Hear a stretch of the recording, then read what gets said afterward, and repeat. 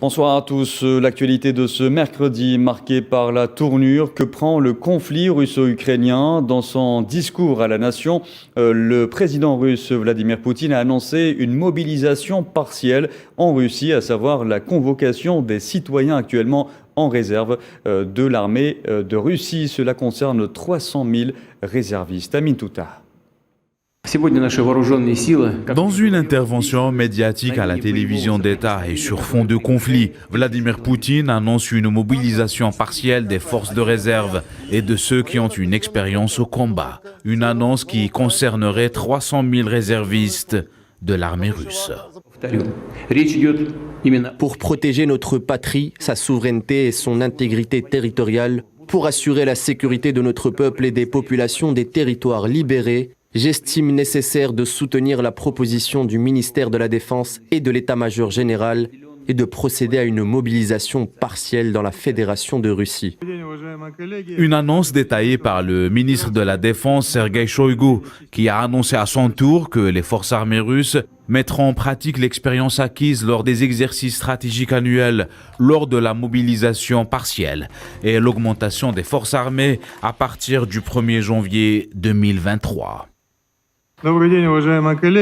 Aujourd'hui, le président de la Fédération de Russie a signé un décret annonçant une mobilisation partielle en Russie.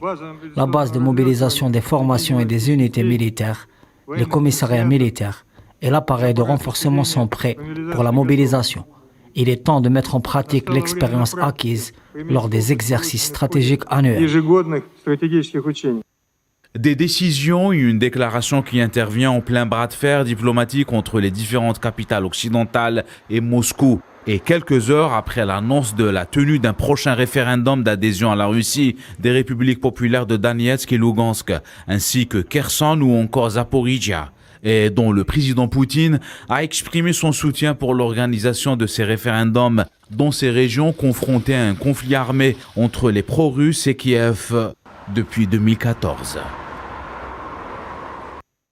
Et selon le président russe, l'Occident a franchi toutes les limites de sa politique anti-russe. Pour Vladimir Poutine, Washington, Londres et Bruxelles poussent Kiev à transférer des actions militaires sur le territoire russe et utilisent le chantage nucléaire. Dans sa politique anti-russe agressive, l'Occident a dépassé les bornes. Nous entendons constamment des menaces contre notre pays, notre peuple. Certains politiciens occidentaux irresponsables ne parlent pas seulement de plans visant à fournir à l'Ukraine des armes offensives à longue portée, des systèmes qui permettraient de frapper la Crimée et d'autres régions de Russie. De telles frappes terroristes, y compris celles utilisant des armes occidentales, sont déjà menées dans des établissements frontaliers des régions de Belgorod et de Koursk. L'OTAN effectue une reconnaissance en temps réel dans tout le sud de la Russie, en utilisant des systèmes modernes, des avions, des navires, des satellites et des drones stratégiques. Dans ses mises en garde, Poutine a affirmé que la Russie était prête à utiliser tous ses moyens de défense, y compris nucléaires, pour se protéger, et ce après avoir accusé l'Occident de vouloir détruire la Russie. Je tiens à vous rappeler que notre pays dispose également de diverses armes de destruction et à certains égards, elles sont même plus modernes que celles des pays de l'OTAN. S'il y a une menace pour l'intégrité territoriale de notre pays afin de protéger la Russie et notre peuple, nous utiliserons certainement tous les moyens à notre disposition. Ce n'est pas du bluff. Les citoyens de Russie peuvent être sûrs que l'intégrité territoriale de notre patrie, notre indépendance et notre liberté seront garanties. Permettez-moi de le souligner une fois de plus, cela sera fait par tous les moyens à notre disposition. Ceux qui tentent de nous faire chanter avec des armes nucléaires doivent savoir que le vent peut aussi tourner dans leur direction. Et dans cette conjoncture explosive et depuis la tribune de l'Assemblée générale des Nations Unies, le président américain Joe Biden a déclaré que l'objectif de la Russie était d'anéantir le droit de l'Ukraine à exister en tant qu'État. Cette guerre vise à anéantir le droit de l'Ukraine à exister en tant qu'État, tout simplement, et le droit de l'Ukraine à exister en tant que peuple. Où que vous soyez, où que vous viviez, quelles que soient vos convictions, Cela devrait suffire à nous faire frissonner.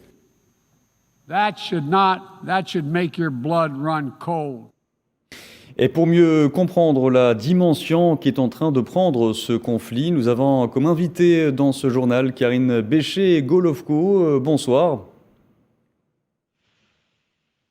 Madame Golovko, vous m'entendez ? Très très bien, je vous entends. Bonsoir à vous. Alors vous êtes professeur à l'université d'État de Moscou.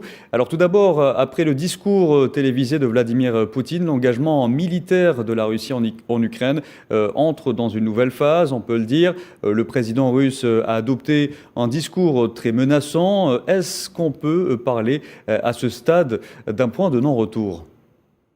Oui, effectivement, la Russie, là, a passé le cap et arrive à une nouvelle phase. Mais il faut quand même préciser que cette phase est une évolution logique puisqu'elle découle de l'intervention directe de l'OTAN sur le terrain de combat, comme on a pu le voir dans la bataille de Kharkov, avec la menace des États-Unis d'envoyer des missiles d'une portée de 300 km et une présence de plus en plus forte de mercenaires étrangers. Donc la Russie montre simplement que dans ce cas-là, elle aussi met ses forces à même niveau. Soit il s'agissait d'une opération contre des groupes néo-nazis ukrainiens, c'est une chose, c'est une opération spéciale, soit il s'agit réellement d'une guerre conventionnelle menée par l'OTAN en Ukraine.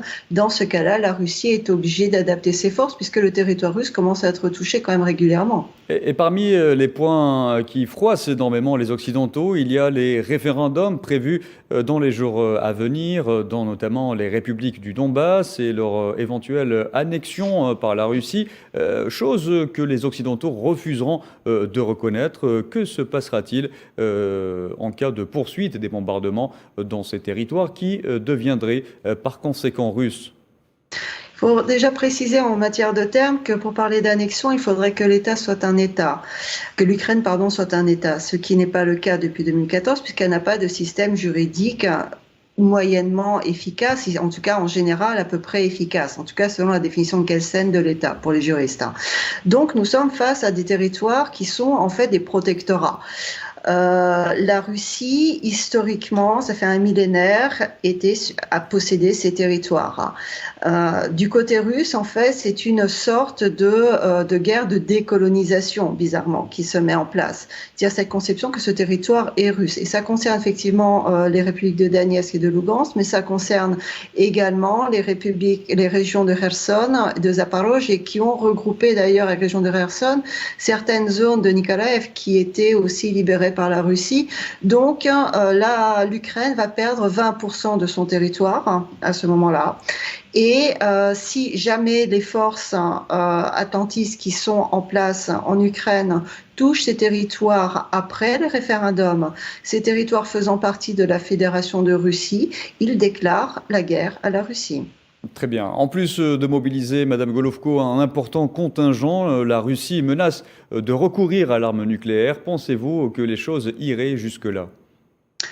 La Russie ne menace pas de recourir à l'arme nucléaire, elle menace de répondre par l'arme nucléaire si une menace réelle et équivalente est portée par les forces de l'OTAN contre elle, puisque rappelons quand même que plusieurs responsables de l'OTAN parlent avec une facilité désarmante du recours de l'arme atomique et en tout cas des armes de destruction massive contre la Russie très concrètement, que les médias atlantistes porte ce discours avec une désinvolture qui fait quand même assez peur, puisque développer un tel discours permet de légitimer a priori le recours à l'arme nucléaire. Et Poutine rappelle simplement que les mots et les paroles ont un poids, qu'il faut avoir la responsabilité de ses décisions politiques. Et si, au-delà du discours, réellement l'Occident décide de passer à l'acte, dans ce cas-là, la Russie ne va pas se laisser détruire. Elle va devoir se défendre. Très bien. Karine Bécher-Golovko, merci d'avoir répondu à nos questions. Je rappelle que vous êtes professeur à l'université d'État de Moscou. Et dans ce contexte,